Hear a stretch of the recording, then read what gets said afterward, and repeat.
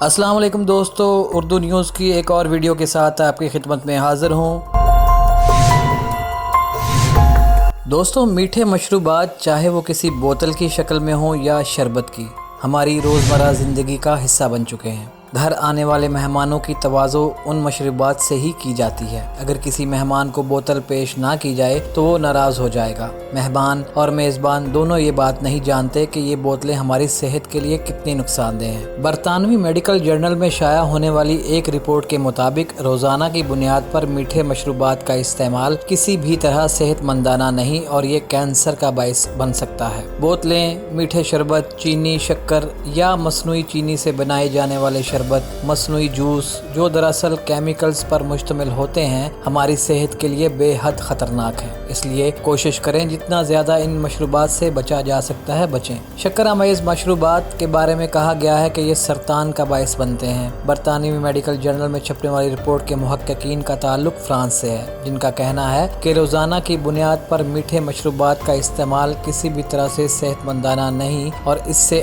آپ کو کینسر بھی ہو سکتا ہے۔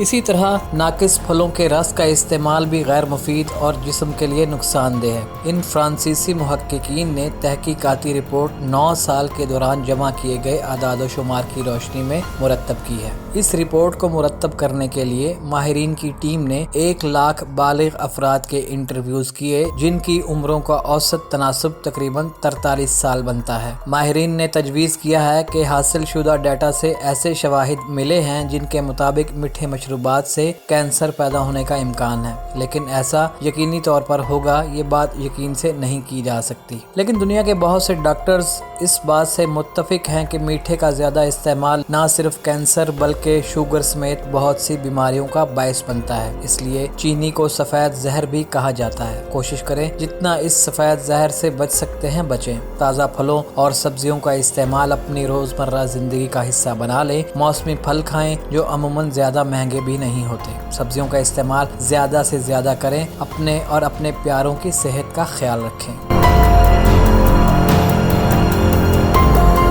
دوستو، اگر آپ کو ہماری یہ ویڈیو پسند آئے تو اس ویڈیو کو لائک اور ہمارے چینل کو سبسکرائب ضرور کیجیے اور کمنٹ باکس میں جا کر اپنی قیمتی رائے سے ہمیں آگاہ کیجیے۔ اور ہماری اگلی ویڈیو آنے تک آپ کا، میرا اور ہم سب کا اللہ حافظ۔